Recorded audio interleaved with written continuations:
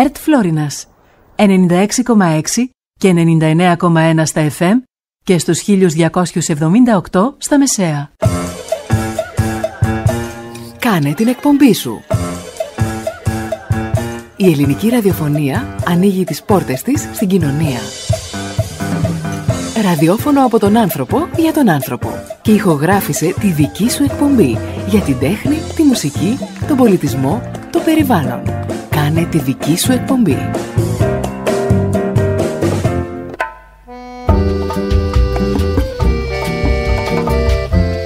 Γεια σας. Γεια σας. Καλώς ήρθατε στην εκπομπή Μουσικές Αποδράσεις, όπου θέμα της σημερινής μας εκπομπής είναι το ρεμπέτικο της κατοχής και του εμφυλίου. Δύο εποχές που άφησαν ανεξίτηλα το σημάδι τους σε αυτούς που έζησαν εκείνα τα δυσμενή χρόνια, αλλά και επηρέασαν τις επόμενες γενιές. Οι ρεμπέτες ήταν παρόντες με το που κηρύχθηκαν οι πόλεμοι. Ήταν οι μοναδικοί από όλα τα υπόλοιπα είδη μουσικής τραγουδιστές που συνέχιζαν μέσα στην κατοχή και στον εμφύλιο να δημιουργούν αριστουργήματα ενάντια στον κατακτητή και στον αδελφοκτόνο πόλεμο. Με την είσοδο των Γερμανών στην Αθήνα στις 27 Απριλίου του 1941 σταμάτησε η ελληνική δισκογραφία και με εντολή των δυνάμεων κατοχής έκλεισε σχεδόν αμέσως το εργοστάσιο παραγωγής δίσκων Columbia στην Αθήνα, στον Περισσό, ενώ το στόκ των δίσκων φορτώθηκε σε βαγόνια και στάλθηκε στη Γερμανία για να χρησιμοποιηθεί, μετά βέβαια από κατάλληλη επεξεργασία, ο βακελίτης του στη γερμανική βιομηχανία. Οι περισσότερες ταβέρνες τότε είχαν κλείσει και αυτές που λειτουργούσαν είχαν πελάτες κυρίως Γερμανούς, Έλληνες συνεργάτες των Γερμανών και μαυραγορείτες. Και φυσικά το ωράριο λειτουργίας τους ήταν από το μεσημέρι μέχρι τις 11 η ώρα το πολύ το βράδυ.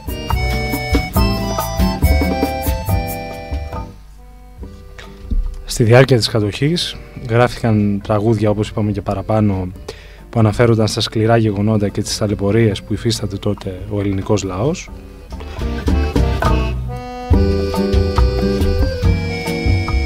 Τα οποία όμως ηχογραφήθηκαν μεταπολεμικά στην Ελλάδα τη δεκαετία του 70 και αργότερα. Την εποχή της κατοχής τα τραγούδια αυτά ακούγονταν κρυφά σε μέρη που δεν είχε κατακτητές ή Έλληνες συνεργάτες τους. Στη ΣΥΠΑ, ελήψη λογοκρισίας, ηχογραφήθηκαν τέτοια τραγούδια την εποχή εκείνη.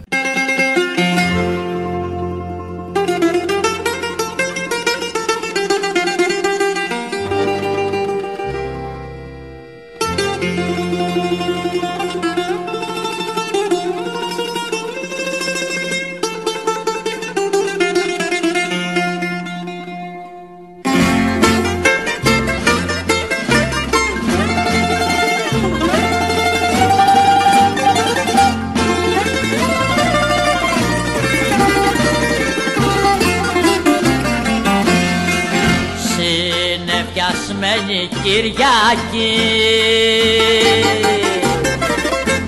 μοιάζεις με την καρδιά μου που έχει πάντα συννεφιά, συννεφιά. Χριστέ και Παναγιά μου που έχει πάντα συννεφιά, συννεφιά. Χριστέ και Παναγιά μου.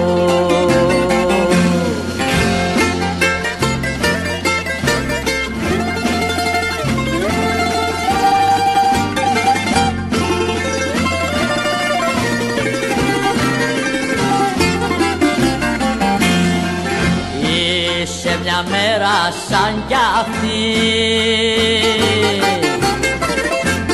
που χάσα την χαρά μου. Συνεφιασμένη Κυριακή, Κυριακή, ματώνει στην καρδιά μου. Συνεφιασμένη Κυριακή,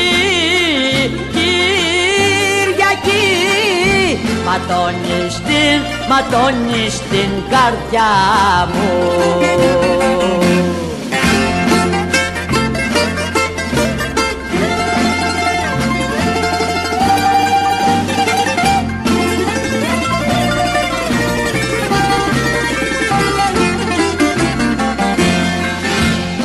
Όταν σε βλέπω βροχερή, στιγμή δεν ησυχάζω, μαύρη μου κάνεις την ψυχή,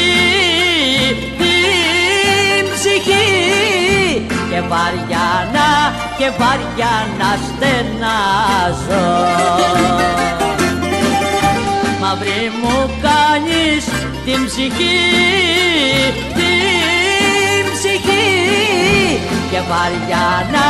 και βαριά να στενάζω.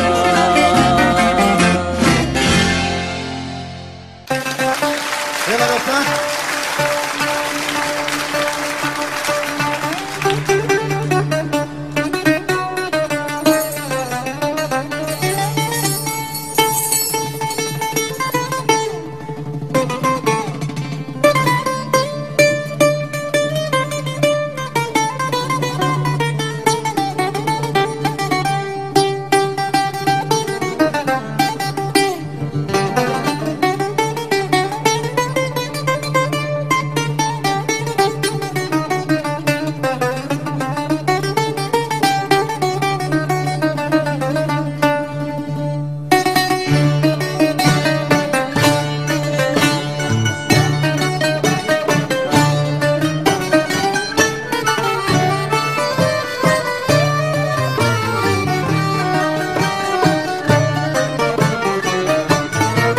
Ζηλεύουνε δε θέλουνε ποιμένον να με δούνε, πατήρι θέλουν να με δουν για να ευχαριστηθούνε.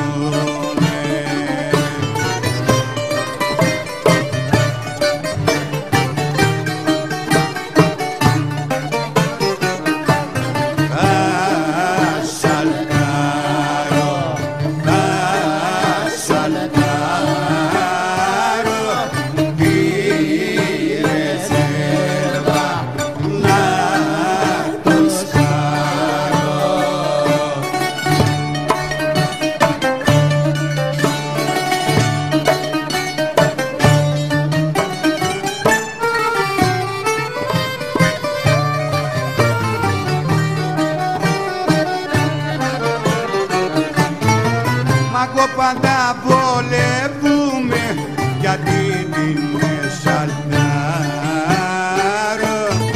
σε κάνα μάξι Γερμανό και πάντα πήρε φάρο.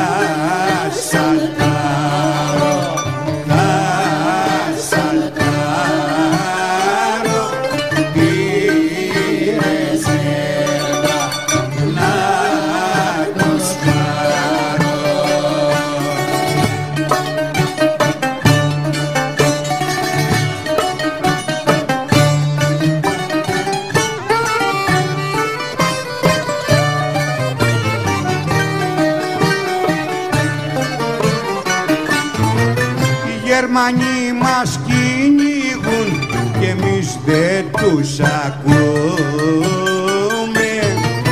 Εμείς θα τις αλτάρουμε ώσπου να σκοτωθούμε.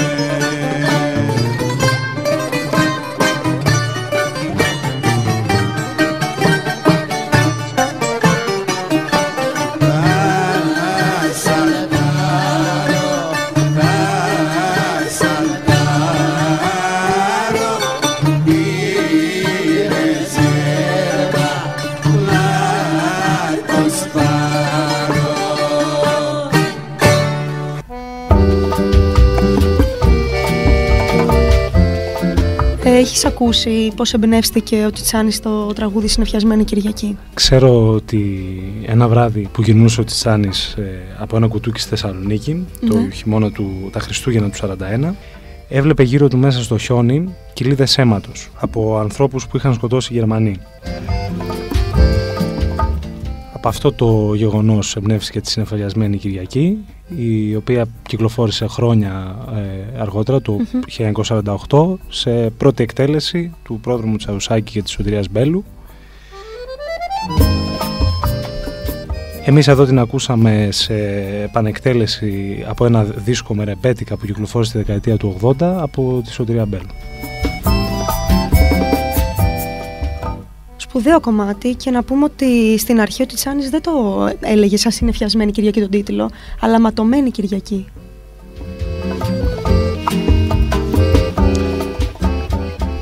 Ναι, και μάλιστα ο Τσιτσάνης για να το τελειοποιήσει δυσκολεύτηκε πάρα πολύ. Γενικά από αυτό το τραγούδι, αν έχεις παρατηρήσει και εσύ, και στιχουργικά και μουσικά βγαίνει ένας πόνος και μία απελπισία για την εποχή εκείνη.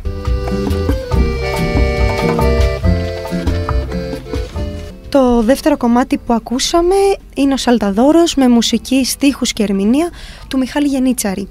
Αναφέρεται στους Σαλταδόρους της κατοχής, της εποχής εκείνης, οι οποίοι ανέβαιναν στα φορτηγά των Γερμανών και έπαιρναν διάφορα είδη για να ζήσουν, όπως τρόφιμα, πετρέλαιο, παπούτσια.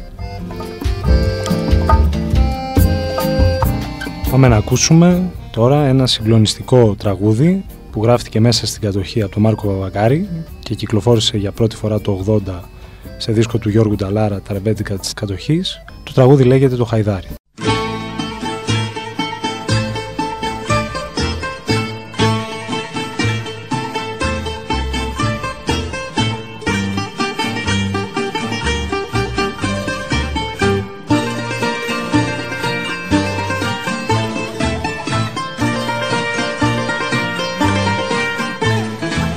Τρέξε μανούλα όσο μπορείς, τρέξε για να με σώσεις, κι από το χαϊδάρι μάνα μου να μ' απελευθερώσεις, κι από το χαϊδάρι μάνα μου να μ' απελευθερώσεις, να μ' απελευθερώσεις.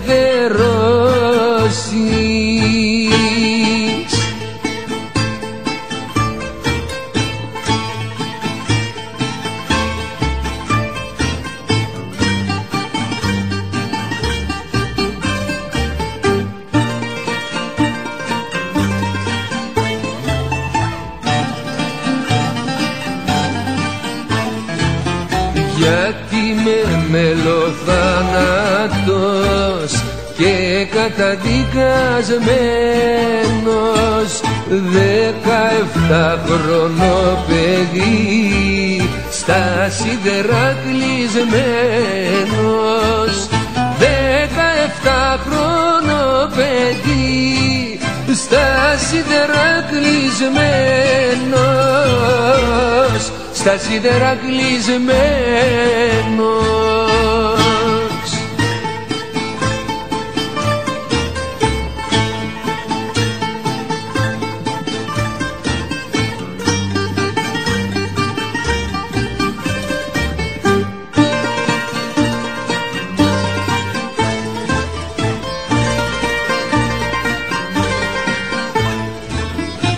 Από την οδό του σε κερί με πάνε στο Χαϊδάρι κι ώρα την ώρα καρτερώ ο χαρός να με πάρει κι ώρα την ώρα καρτερώ ο χαρός να με πάρει, ο χαρός να με πάρει.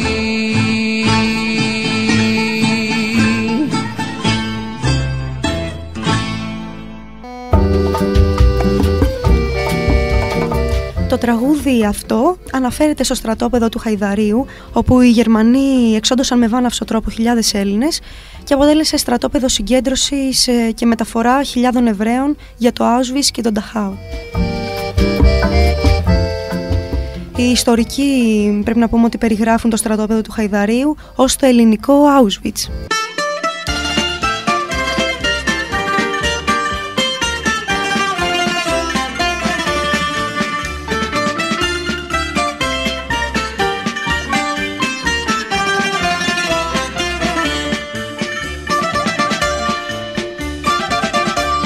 Βγήκανε νωρίς τα αστέρια, βγήκανε και τα μαχαίρια για να μας καρφώσουν, όχ μανούλα μου. Έφτασαν τα καραβάνια με σπαθιά και με γιορτάνια για να μας σταυρώσουν, όχ καρδούλα μου. Εμείς το ξέραμε μια μέρα πως θα γίνει μπλόκος, όχ μανούλα μου.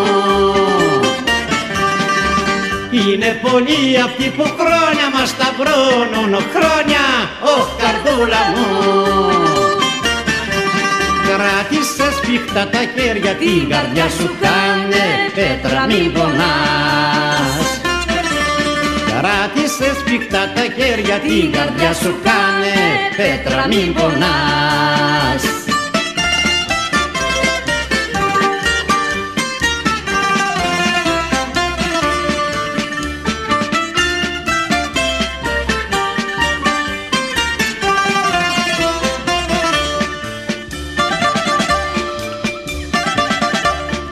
Μία χούφτα παλικάρια πόλεμαν σαν τα λιοντάρια μέσα στην Αντάρα, μέσα στη σκλαβιά.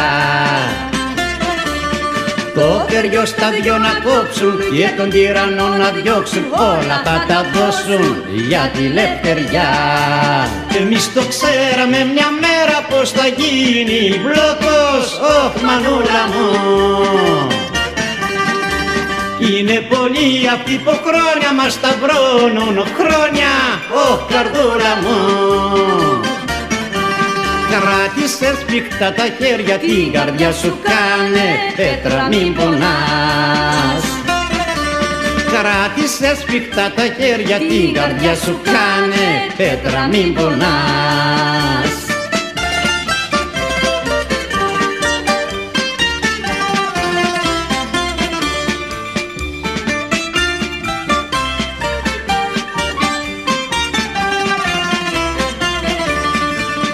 Εμείς το ξέραμε μια μέρα πως θα γίνει μπλόκος, όχ μανούλα μου. Κι είναι πολλοί αυτοί που χρόνια μας σταυρώνουν, χρόνια, όχ καρδούλα μου. Κράτησε σφιχτά τα χέρια, την καρδιά σου κάνε πέτρα μην πονάς. Κράτησε σφιχτά τα χέρια, την καρδιά σου κάνε πέτρα μην πονάς.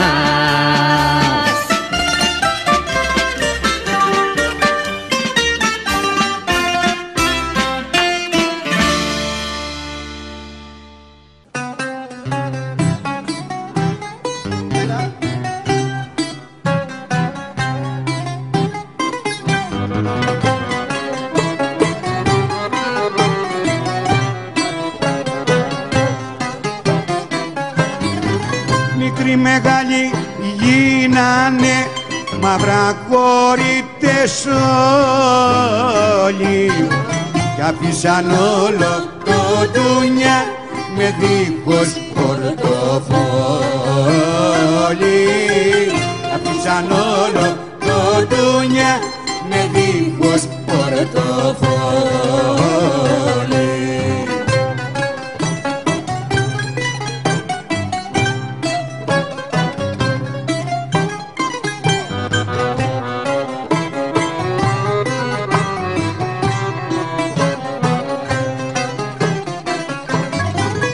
ακόμα κι οι γυναίκες τους τη μαύρη κυνηγάνε. Τσάντες σουβάλια κουβαλούν, κανέναν δεν ψηφάνε. Τσάντες σουβάλια κουβαλούν, κανέναν δεν ψηφάνε.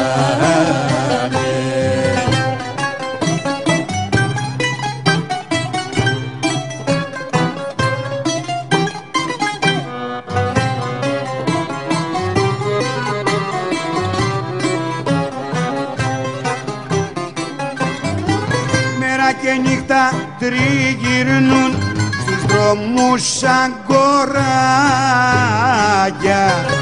Πελάτες ψάχνουν για να βρουν, να γδάρουν με κορμάκια.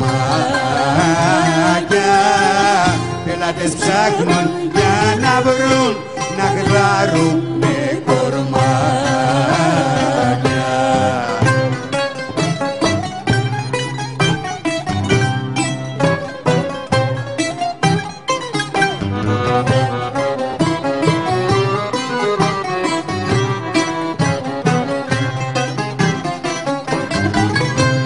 Με τα σπίτια μας και τα υπάρχοντά μας για δυο ελιές και ένα ψωμί να φάνε τα παιδιά μας. Για δυο ελιές και ένα ψωμί να φάνε τα παιδιά μας.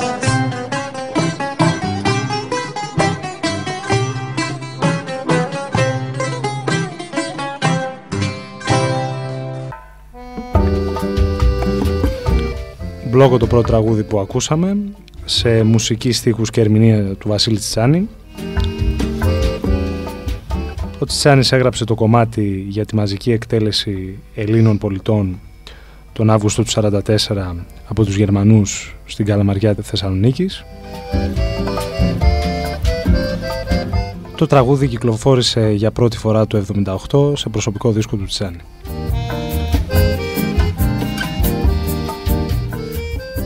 Μαυραγορείτες στο δεύτερο κομμάτι που ακούσαμε, σε μουσική, στίχους και ερμηνεία του Μιχάλη Γενίτσαρη, περιγράφει με απλό τρόπο τους μαυραγορείτες της κατοχής.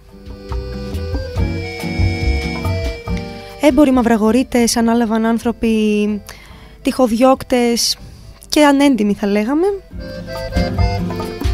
Φορτώνονταν από την Αθήνα είδη ρουχισμού, παπούτσια, ζάχαρη, πετρέλαιο και διάφορα άλλα υλικά. Και τα εξτράτευαν στην Ήπεθρο που τα πουλούσαν σε αστρονομικές τιμές. Παράλληλα, χιλιάδες οικογένειες, προκειμένου να πάρουν τα απαραίτητα για την επιβίωσή τους και να καταφέρουν να ζήσουν και τα παιδιά τους που ήταν η πρώτη ανάγκη, ντάλαζαν τα τρόφιμα και τις περιουσίες τους στους μαυραγορείτες για να δώσουν τρόφιμα. Πάμε να ακούσουμε ένα τραγούδι για την εποχή του εμφυλίου, μια εποχή που συντάραξε την Ελλάδα, αφού χιλιάδες οικογένειες ξεκληρίστηκαν μεταφορικά και κυριολεκτικά. Μια εποχή όπου κυριαρχεί η λογοκρισία και οι ρεπέτες, προκειμένου να περάσουν τα τραγούδια τους που έχουν κοινωνικό μήνυμα, χρησιμοποιούν στους στίχους τους τη γυναίκα και τον έρωτα.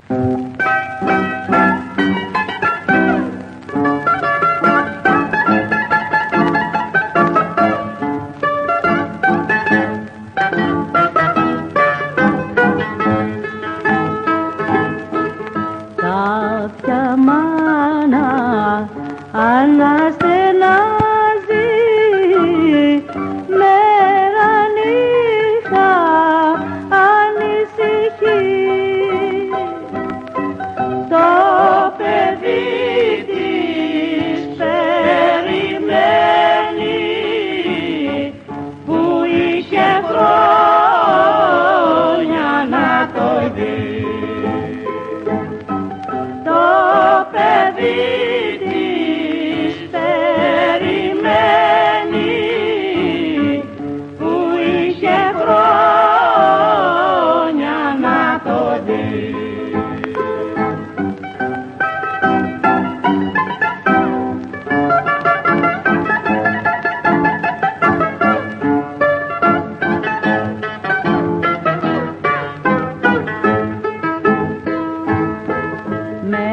μέσα στην απελπισιά της κάποιος την πληροφορεί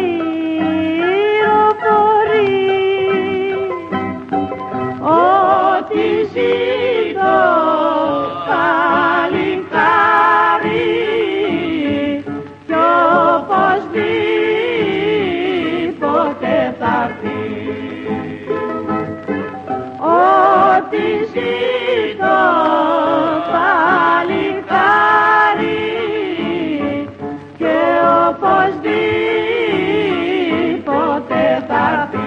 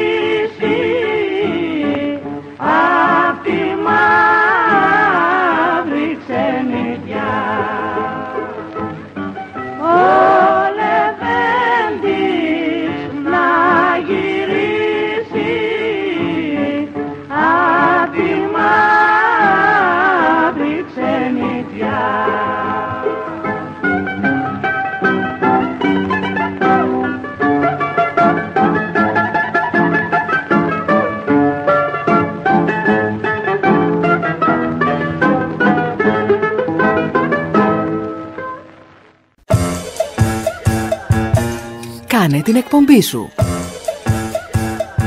Η ελληνική ραδιοφωνία ανοίγει τις πόρτες της στην κοινωνία. Ραδιόφωνο από τον άνθρωπο για τον άνθρωπο. Και ηχογράφησε τη δική σου εκπομπή για την τέχνη, τη μουσική, τον πολιτισμό, το περιβάλλον. Κάνε τη δική σου εκπομπή.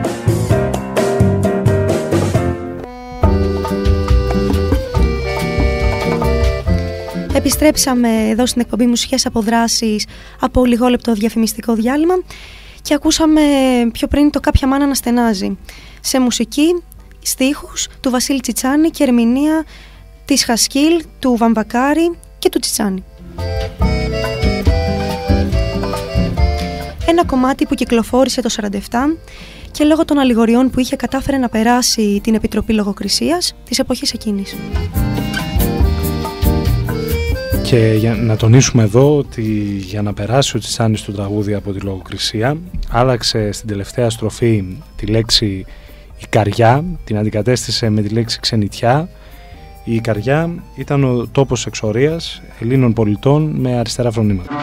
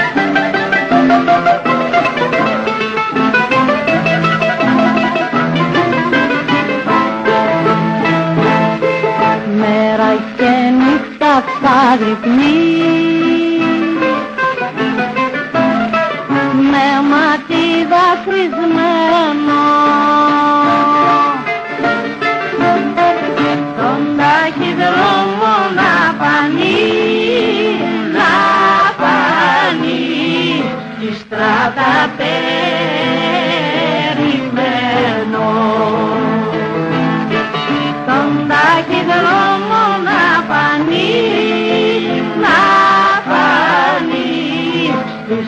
τα περιμένω.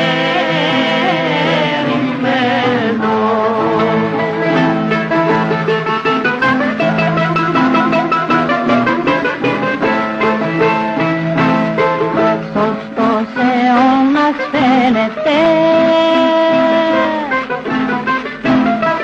σε μένα κάθε ώρα. Έχω να λάβω γράμμα σου,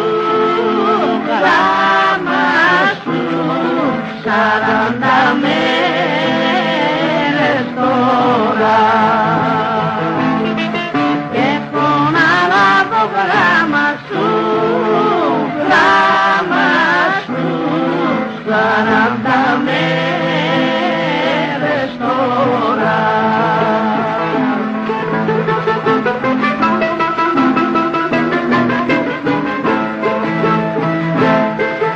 Άλλοι μου λένε πως πέθανε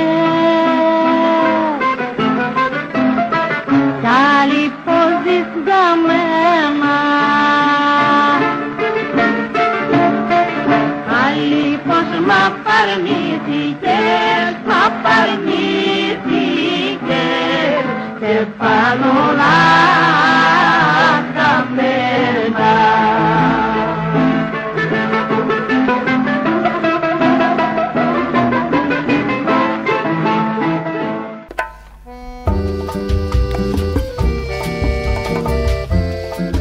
Έχω να λάβω γράμμα σου, σε μουσική και στίχους του Βασίλη Τσιτσάνη και στην ελεγγυακή ερμηνεία της Στέλλας Κασκίλ.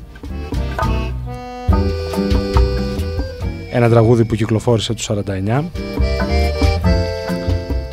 Για το δημιουργό του τραγουδιού η λέξη μπόρα συμβολίζει τον εμφύλιο πόλεμο και η έκφραση «και άλλοι μου λένε πως μ' απαρνήθηκες» χρησιμοποιήθηκε προκειμένου το τραγούδι αυτό να περάσει από την Επιτροπή Λογοκρισίας. Εδώ, Χάρη, κιόλας πρέπει να πούμε ότι φαίνεται η ανάγκη της γυναίκας να επικοινωνήσει με το αγαπημένο της πρόσωπο, το οποίο θα μπορούσε να είναι ο γιος της, ο σύντροφός της που πολεμάει στο βουνό, και το τραγικό της υπόθεσης είναι ότι δεν ξέρει αν ζει ή αν πέθανε. Έτσι τραγικό όντως. Το επόμενο κομμάτι είναι τα Μάνταλα, το οποίο θα το ακούσουμε σε επανεκτέλεση από τη Γλυκερία, σε μουσική και στίχους του Βασίλη Τσιτσάνη.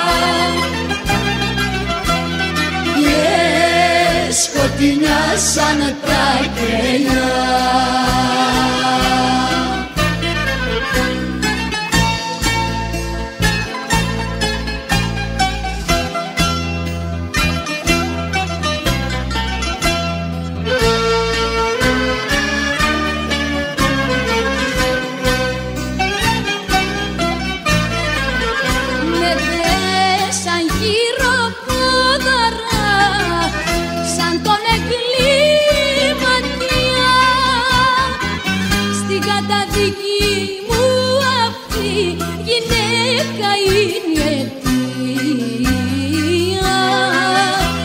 καταδική μου αυτή η λέκα είναι αιτία. Πέσαν τα μάνταλα βαριά και σκοτεινιάσαν τα κελιά.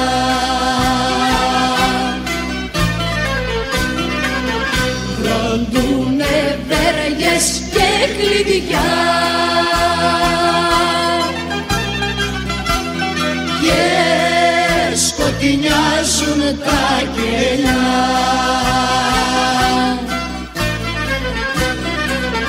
Βροντούνε βέργες και κλειδιά και σκοτεινιάζουν τα κελιά.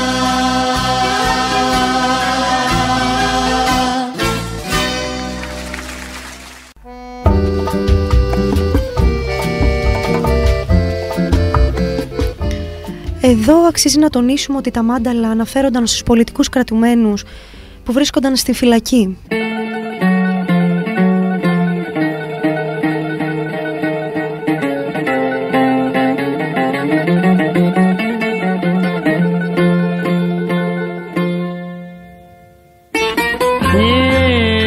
Νύχτα σε χωρίς φεγγάρι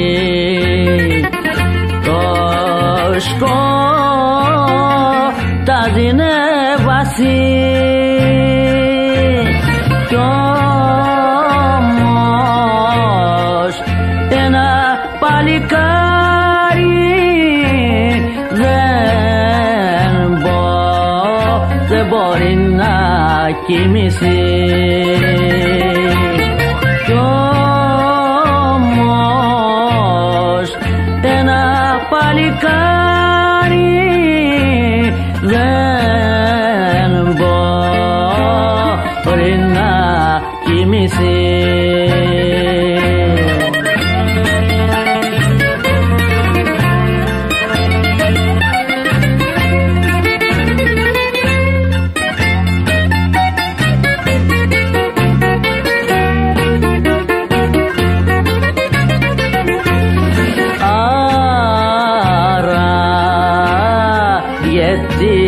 Περιμένει απ' το βράδυ ως το πρωί στο στενό το παραθύρι που φώτιζε ένα κερί.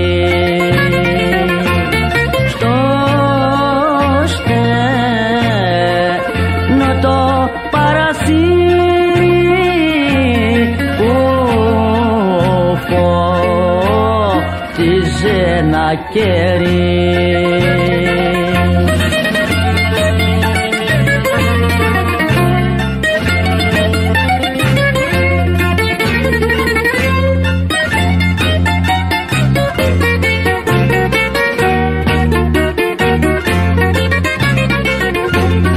Πόρτα ανοίγει, πόρτα κλείνει,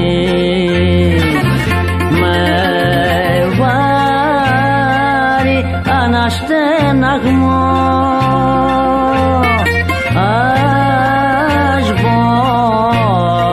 μπορούσα να μαντέψω της καρδιάς του τον καημό. Ας μπορούσα να μαντέψω της καρδιάς του τον καημό.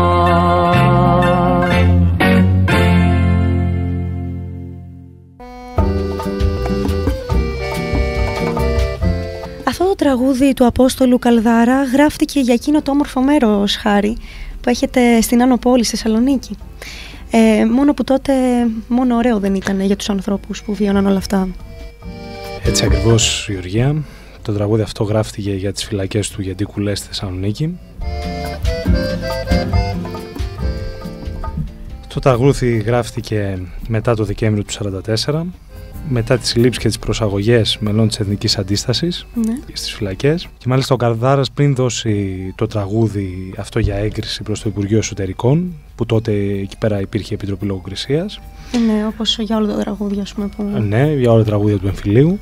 Αυτό λογοκρίθηκε, τροποποιώντας τα σημεία εκείνα που δεν ήταν δυνατόν να περάσουν από την Επιτροπή.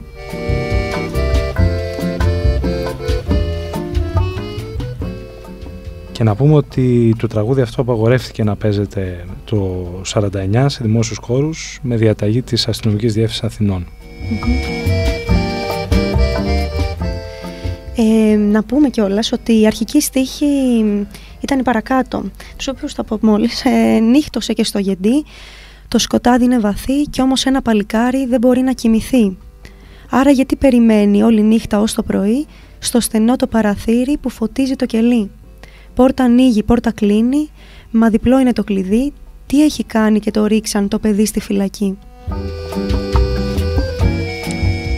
Τώρα πάμε να ακούσουμε ένα τραγούδι σε μουσική και στίχους του Βασίλη Τσιτσάνη, του Τραυματία.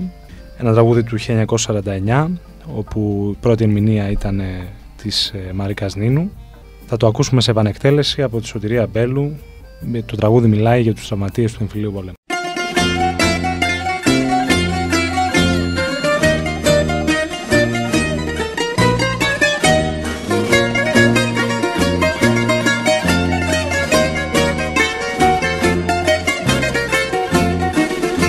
Πέφτουν οι σφαίρες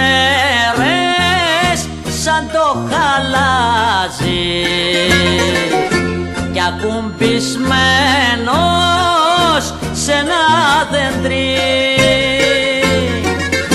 ο τραυματίας αναστενάζει και τη μανούλα του ζητάει για να ειδεί. Ο τραυματίας αναστενάζει και τη μανούλα του ζητάει για να ειδεί.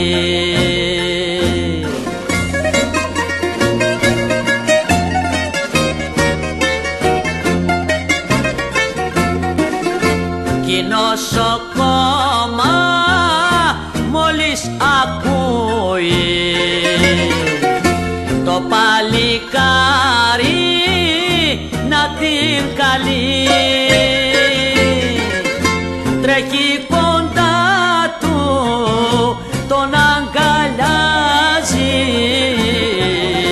και σαν μανούλα του, του δένει την πληγή.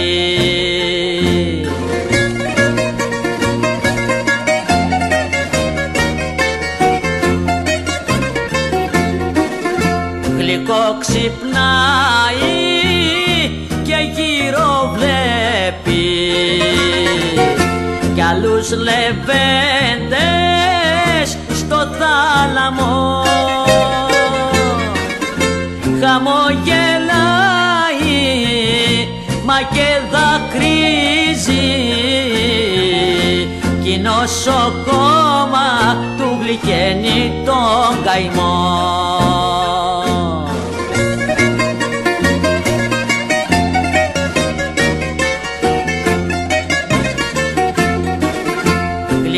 Κοπέλα, πώς θα μπορέσω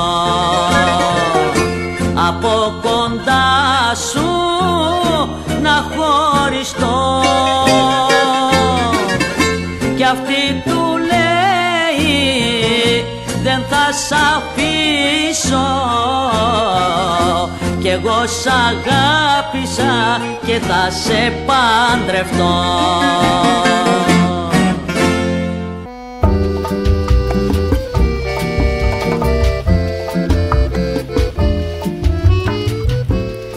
Ο Τσιτσάνης αναφέρει για αυτό το κομμάτι τα εξής λόγια. Θυμάμαι και θα μου μείνει για πάντα αξέχαστο ένα συγκλονιστικό περιστατικό που συνέβη το 1948 όταν πήγαμε την κομπανία στη Θεσσαλονίκη για να παίξουμε στα νοσοκομεία.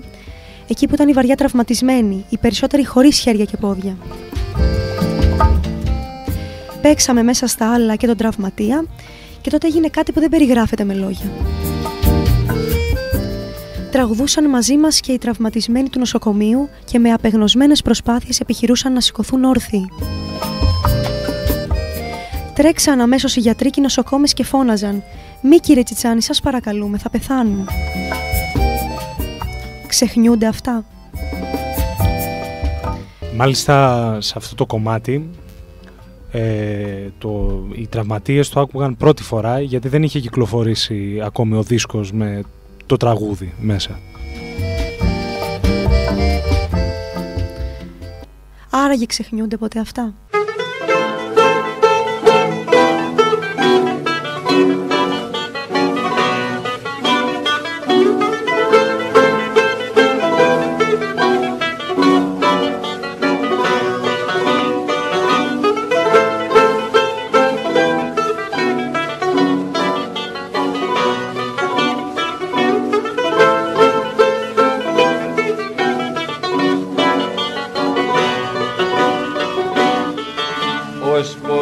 Πια τέτοια ζωή να ζούμε χωρισμένοι και στη δική μας χώρα να χαίρονται οι ξένοι, να χαίρονται και να γελούν φίλοι γνωστοί και ξένοι.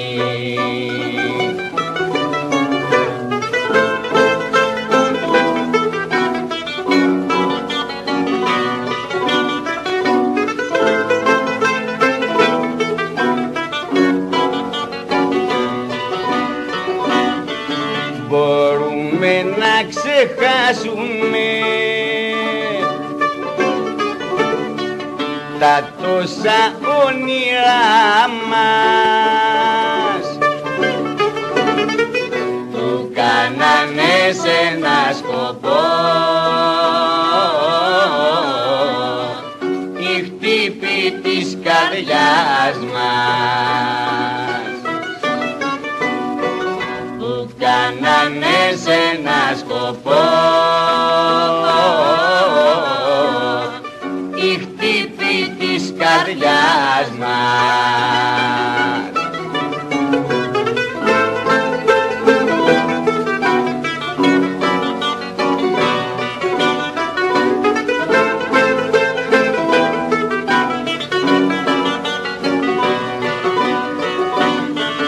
Κι αυτοί που μας χωρίσανε αυτόν καημό ας λιώσουν, ζωή χρυσή για μας θα έρθει κι αυτοί θα μετανιώσουν, ζωή χρυσή για μας θα έρθει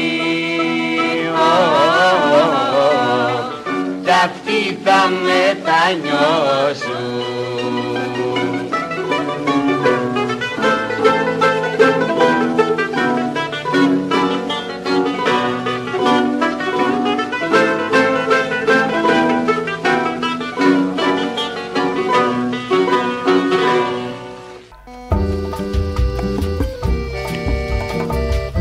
Ως πότε πια τέτοια ζωή, το ρεμπέτικο που ακούσαμε, σε μουσική και στίχους του Βασίλη Τσιτσάνη, ένα κομμάτι του 47, ερμηνευμένο από τον πρόδρομο Τσαουσάκη και την Ιωάννα Γεωργακοπούλου.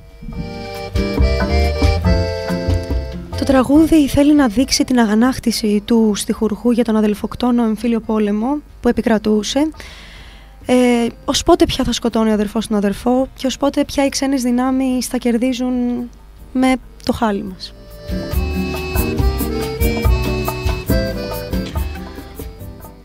Τώρα θα ακούσουμε ένα ιστορικό κομμάτι, το κάνει λιγάκι υπομονή, το οποίο το αφιερώνω στον πολύ αγαπημένο μου παππού, σε μουσική και στίχους του Τσιτσάνη και ερμηνεία της Σωτηρίας Μπέλου.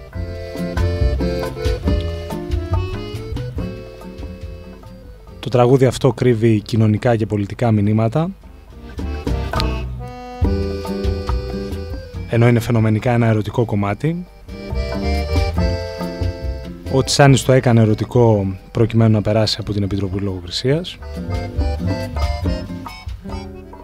Ακόμη και μετά το τέλος του εμφυλίου πολέμου, το 1950, το τραγούδι αυτό απαγορεύτηκε να παίζεται και να τραγουδιέται σε δημόσιους χώρους κατόπιν διαταγής της Αστυνομικής Διεύθυνσης Αθηνών.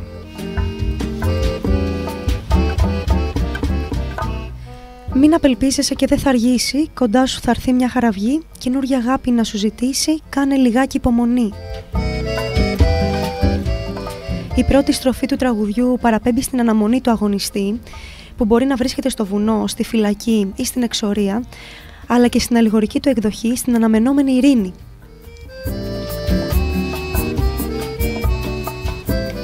Η δεύτερη στροφή, με το «διώξε τα σύννεφα», προτείνει τη λύση, ενώ με την τρίτη δίνει την ελπίδα για μια ειρηνική ζωή.